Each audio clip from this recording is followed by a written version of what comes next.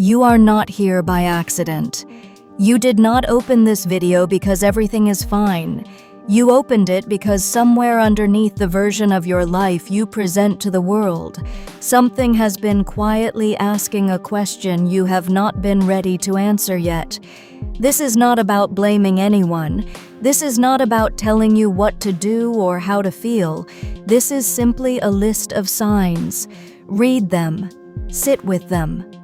Notice what happens in your body when something lands too close to the truth, because the truth has a feeling, and somewhere inside you, you already recognize it. You feel anxious when everything is fine. Let us start with something that almost no one talks about. There is no fight happening right now, no tension in the room, no argument waiting to begin.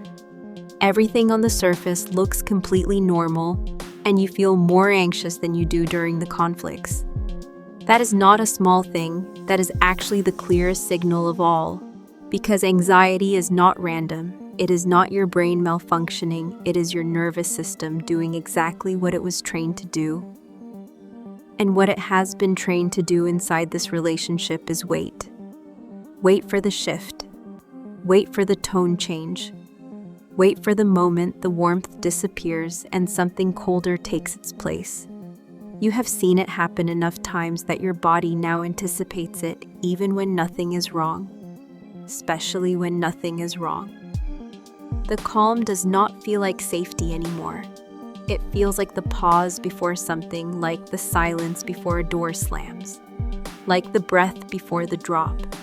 So instead of resting inside the good moments, you spend them scanning, watching for the early signals, trying to identify what you might do to prevent the inevitable shift that experience has taught you is coming. You cannot enjoy the peace because you are too busy bracing for when it ends, when quiet feels more threatening than conflict. You are not being dramatic. You are not overthinking. You are responding with complete accuracy to a pattern you have lived enough times to memorize. Your nervous system is not broken. It learned exactly what it was taught. You apologize without knowing what for. Think about the last time you said sorry, not the reason, not what happened, just the moment itself. Did you know what you were apologizing for before you said it? Because some people in certain relationships learn to say sorry the way other people say hello, automatically before anyone asks. Before the situation is even fully clear. You say sorry before they finish their sentence. You say sorry for how they feel. You say sorry for things you did not do, and things you could not control, and things that happened before you were even part of this person's life. And it is not because you are weak. It is not because you lack self-respect. It is because at some point in this relationship you learned that the fastest way to stop something from escalating was to take responsibility for it. Even if it was not yours, even if you were the one who was hurt, sorry became a tool, a way to lower the temperature quickly, a reflex you developed the way you develop any reflex, through repetition and consequence. You said sorry and the tension broke. You said sorry and the silence ended. You said sorry and the danger passed. So your brain cataloged that information and made sorry automatic. This is not a personality flaw. This is a survival strategy built inside a relationship where you needed one. The question to sit with is this: in a relationship where you feel safe, would sorry still need to happen before you even understand the situation? You have stopped talking about them. There was a time when their name was in almost every story you told. You mentioned them when it was relevant and sometimes when it was not. You shared the small things, the funny things, the plans you were making, the way they made you laugh. Now when your friends ask how things are going, you say fine and you move on quickly. Not because things are fine, because explaining what things actually are would take too long and would require you to say things out loud that feel different once they are spoken. You have tried to explain before, and you watch their face, and you heard yourself talking, and something in you noticed that the story sounded different outside of your own head. And then came the part you dread most. You heard yourself defending them again. And even as the words came out, something in you noticed that the explanations were not landing even with you. So you stopped. You stopped mentioning the hard things. You started keeping the reality of your relationship to yourself. And you told yourself it was privacy, that not everyone needed to know your business, that all relationships have difficulties, and yours were not anyone else's concern. But if you are honest, the silence is not really about privacy. It is protection. Protection from having to defend something you are no longer sure you believe. Protection from hearing the concern in their voice that you cannot answer. Protection from the moment your own story stops sounding reasonable even to yourself. When you stop talking about a person who is supposed to be the closest one to you, that silence is worth examining. You feel relieved when they are not home. Notice what happens in your body when they leave. The door closes. The car pulls away and something in you releases. Not slightly, not a little.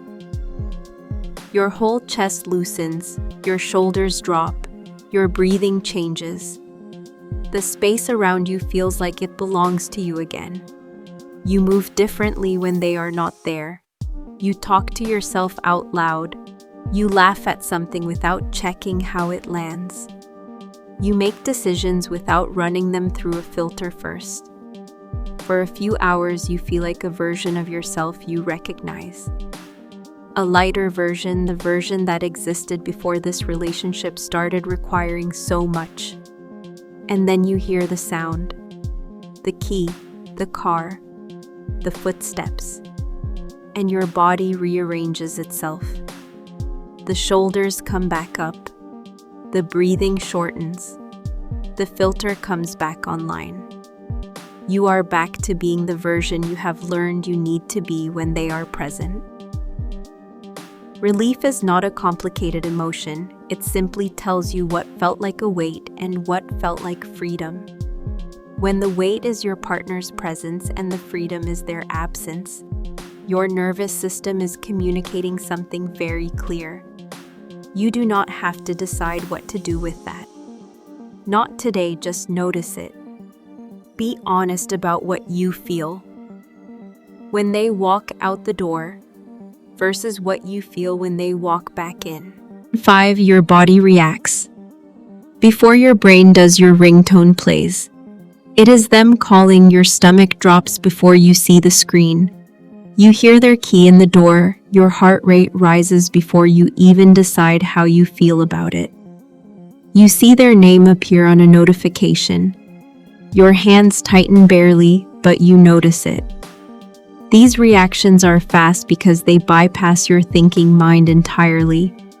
They live below the level of thoughts in the part of you that does not debate, the part of you that simply responds to information the way it has been trained to. Your body has been keeping score the entire time. Even on the days your mind was busy making excuses, even on the days you convinced yourself things were getting better, even on the days you chose to focus on the good things, your body was in every moment cataloging the data. And what it built over time is a response pattern, an early warning system. A stomach drop at a ringtone is not anxiety. A tensed body at the sound of a key is not irrationality.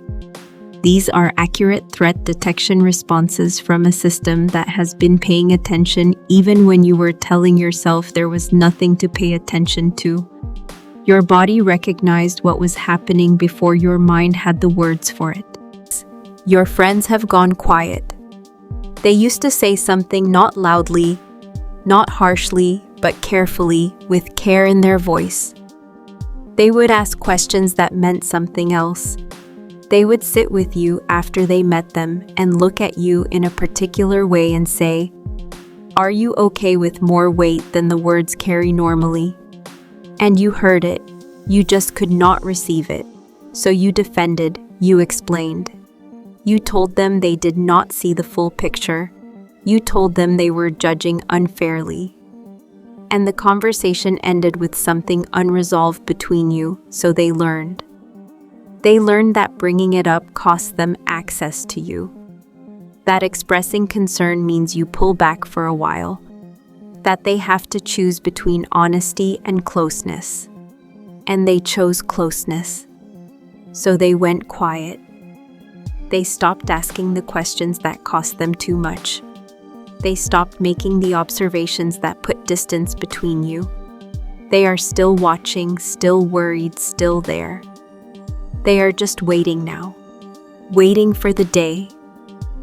You are ready to hear what they have been holding carefully for months or maybe longer. When the people who love you most stop mentioning your relationship entirely, it is almost never because they have accepted it. It is because they have learned when you are ready to hear it, you will come to them and they will be there when you do. You cannot remember who you were before someone asks what kind of music you like and you pause. Not because you have no taste, because you are not sure anymore where your taste ends and the version of you that was shaped inside this relationship begins. You used to have opinions that were entirely yours. You used to make plans without running them through a silent approval process. You used to laugh without monitoring the response. You used to talk about things without editing them first. But things got quietly smaller over time. Your music shifted to match theirs. Not because you were forced, because certain things were met with silence or a comment or a look that made the original choice feel wrong. Your friendships narrowed to the ones that generated the least friction. Not because you stopped valuing the others, because maintaining them cost more than you had energy for.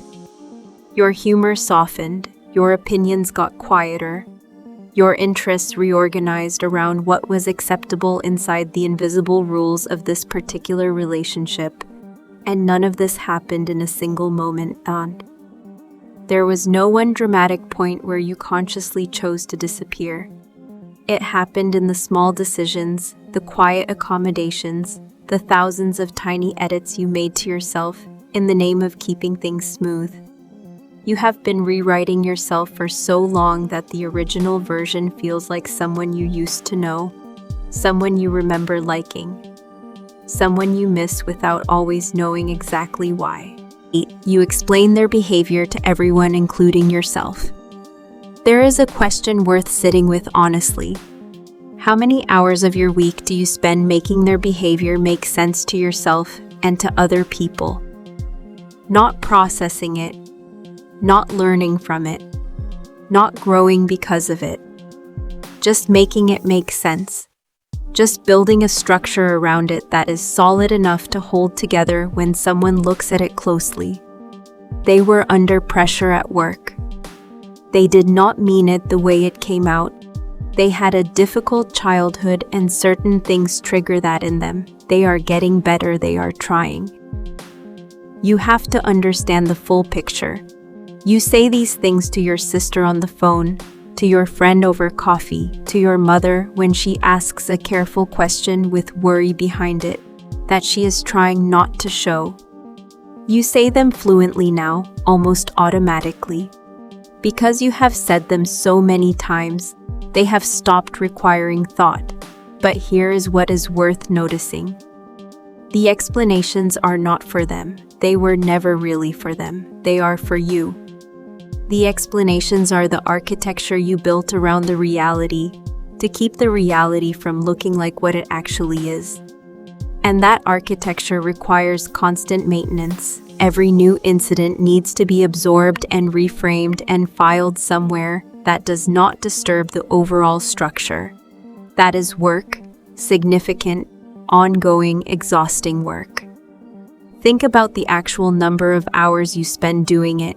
In the middle of the night, in the car, in the shower, replaying, reframing, justifying. That is not a normal feature of loving someone. in a relationship that is actually working. The behavior does not require that much explanation, because behavior that makes sense explains itself. Good days feel borrowed. Something genuinely good happens between the two of you. Not performed, not forced.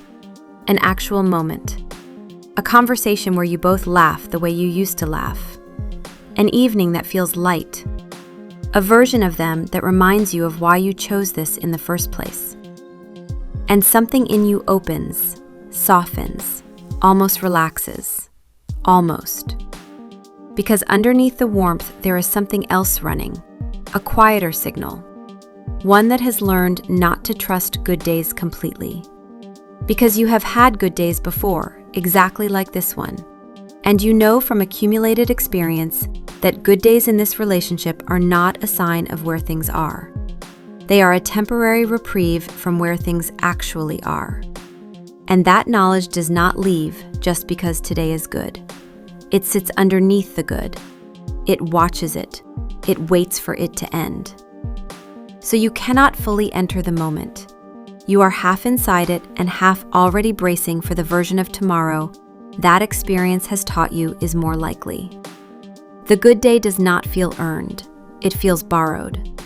Like something that was never quite yours to keep. Like a pass that could be revoked at any hour, for any reason or no reason at all. And the tragedy of that is not just what it takes from the bad days. It is what it takes from the good ones. You are present for the warmth, but you cannot inhabit it. You smile, but there is a guardedness behind the smile. You enjoy it, but you are already grieving it.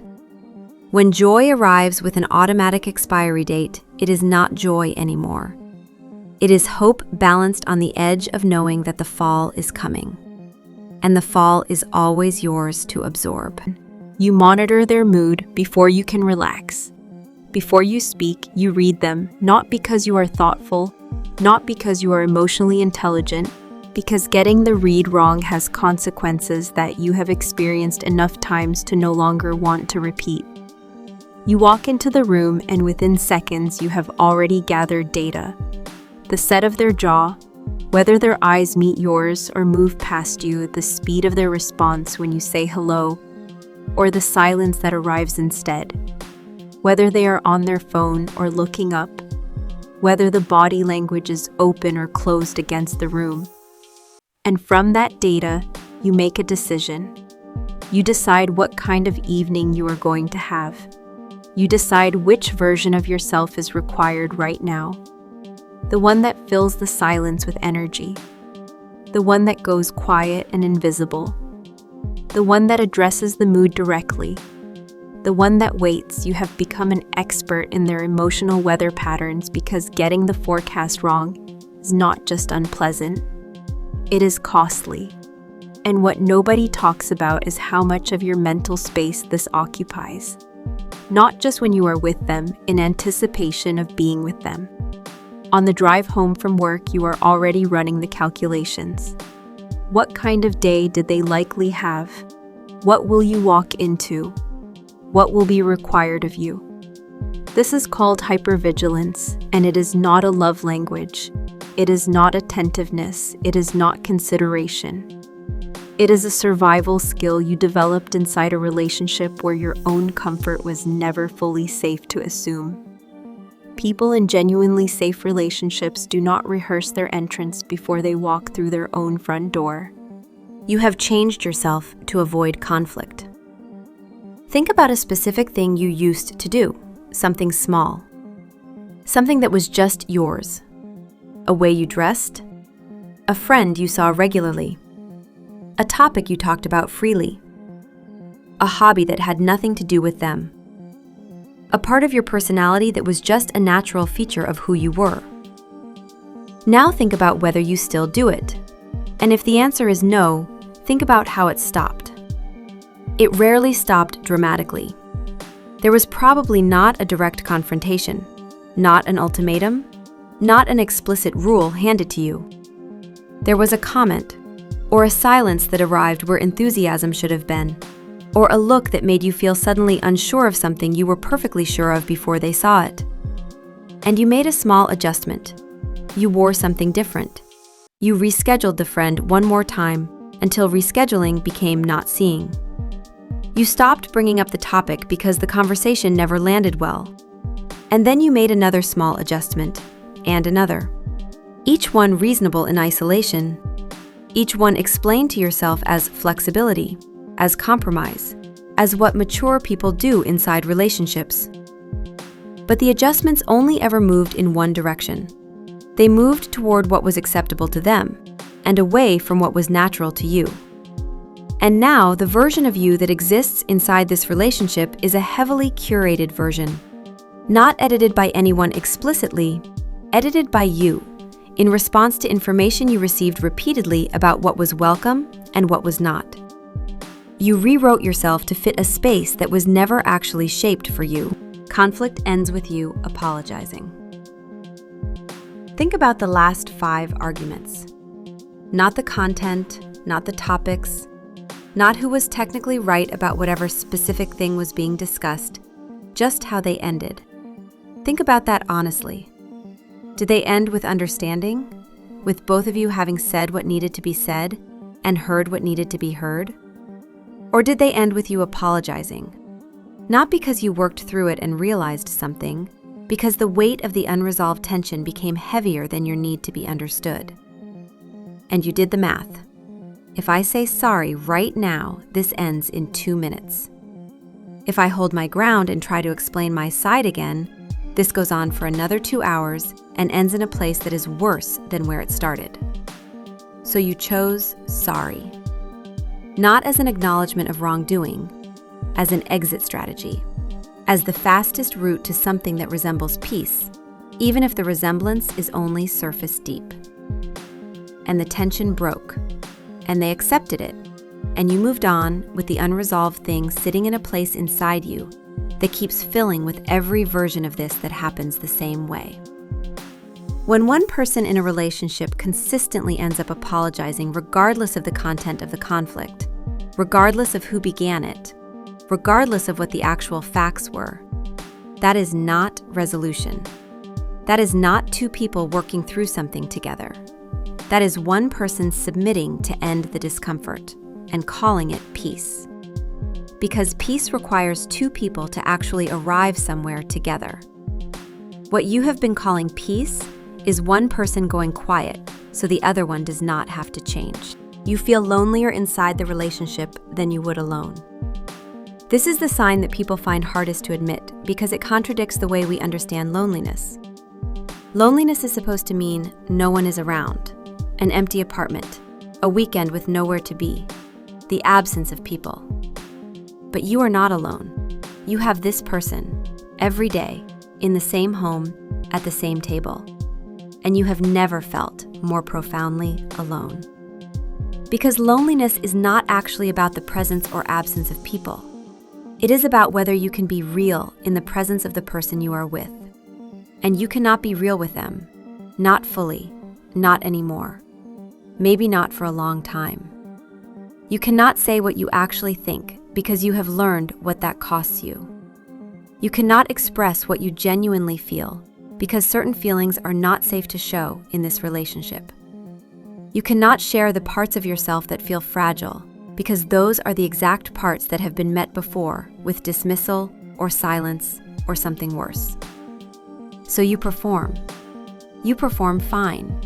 You perform adjusted. You perform a version of yourself that is manageable in this dynamic.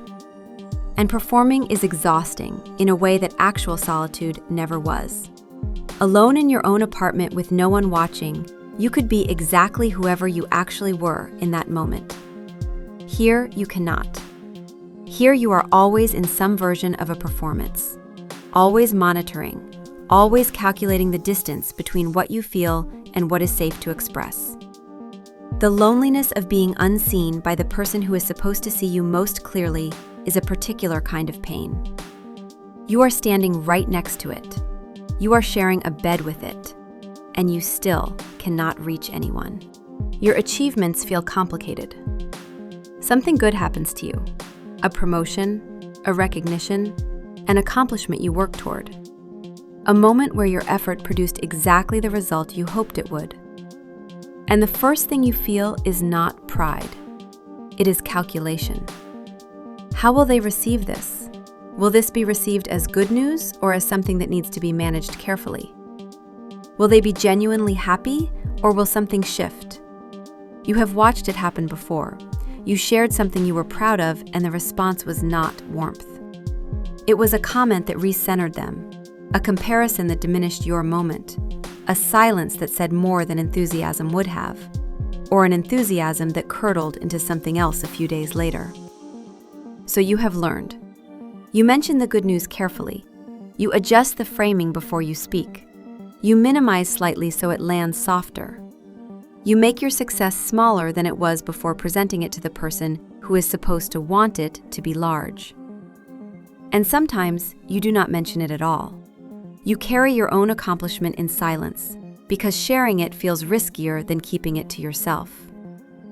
That moment, the moment you decide not to share your good news with the person who is supposed to be the first call you make, that moment is worth sitting with, because a relationship that makes your joy feel dangerous is not a relationship that is rooting for you.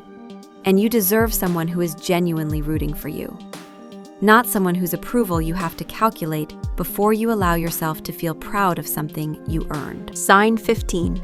You have fantasized about a simpler life alone.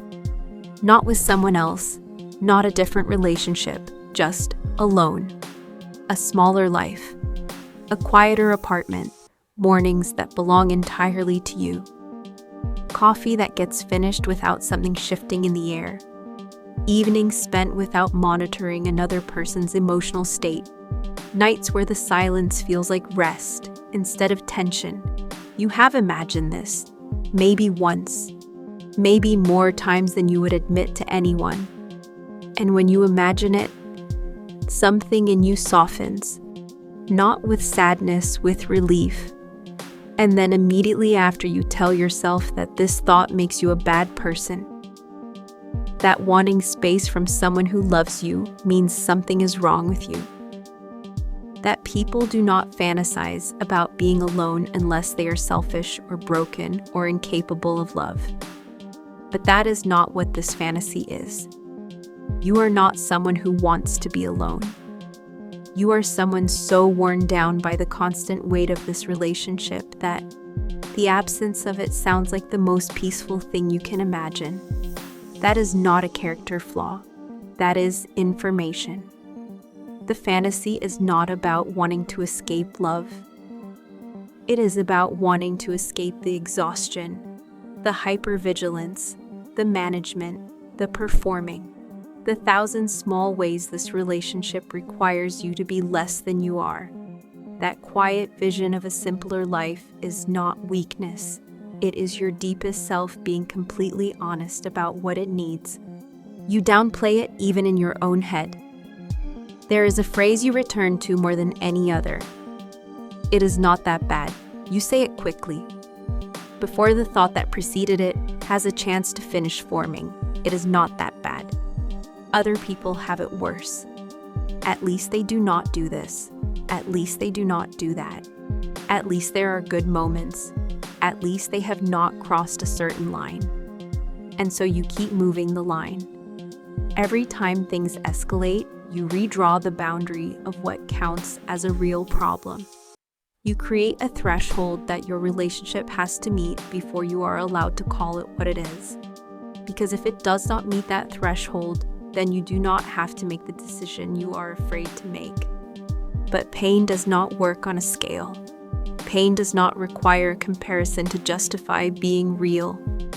What you feel does not need to be ranked against someone else's experience before it is allowed to matter.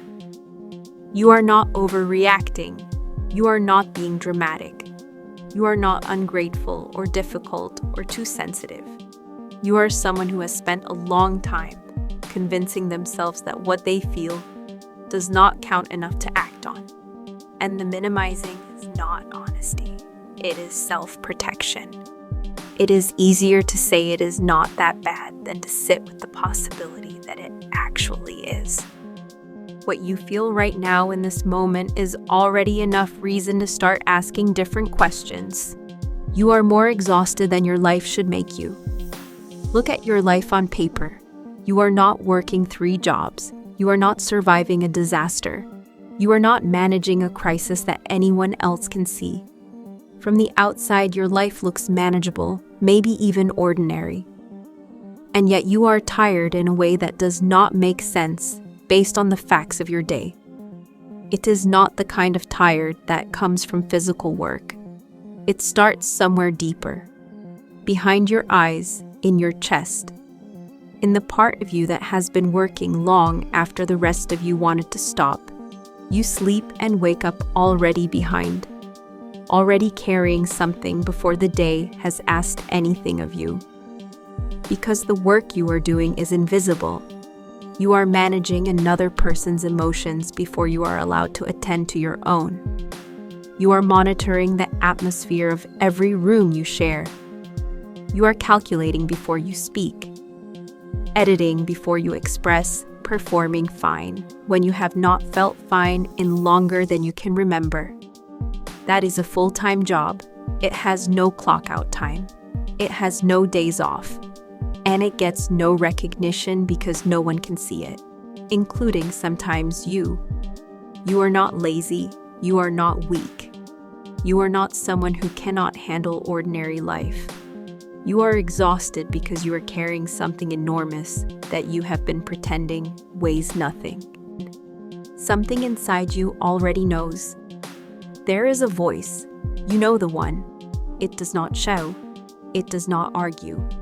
It does not try to convince you with logic or evidence. It just says something is wrong. Quietly, consistently. The same thing over and over in the spaces between everything else. You have tried to answer it. You told it that it was overthinking, that it was being too sensitive, that it was not looking at the full picture, that other relationships have difficulties, and this is just what that looks like. That leaving would be dramatic, that staying is the mature choice, that the voice itself was the problem, but it kept coming back. Not louder, just persistent. The way something true tends to be. That voice is not anxiety. It is not insecurity. It is not the product of your worst and most fearful self. It is the part of you that has been watching everything. The part that does not negotiate with the explanations you construct. The part that simply holds what it has seen and waits for the rest of you to stop arguing with it. Your instincts were working correctly the entire time. You were not wrong. You were not broken. You were just taught by this relationship not to trust what you feel when what you feel was inconvenient for someone else. The voice was right. It has always been right. You already know that. You are waiting for them to change. You have a version of them that lives in your memory. The earlier version, the one from the beginning, before the patterns settled into what they are now. The one who made you feel the way you wanted to feel in a relationship, and you are staying for that version. Not the person in front of you now. The person you believe is still somewhere inside them. The person you see occasionally on the good days. The person you fell in love with who you are convinced is still reachable if you just find the right combination of patience and love, and not pushing too hard and pushing exactly right, and giving them space and being more present. This is hope, and hope is one of the most deeply human things that exists. It is not stupidity. It is not weakness. It is the thing that keeps people moving through hard things, because they believe the other side exists. But there is a version of hope that stops being hope and becomes a reason to stay still. When hope lives entirely in a future version of someone who has consistently shown you who they are in the present, it is no longer guiding you forward. It is holding you in place. You cannot want the change more than they are willing to do the work of changing. And deep down you know whether the work is happening or whether you have simply become very good at hoping it will start.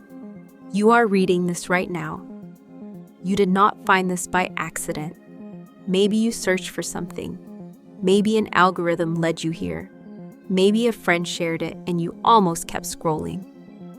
But something made you stop, and you watched, and something landed, and the landing got heavier, and here you are.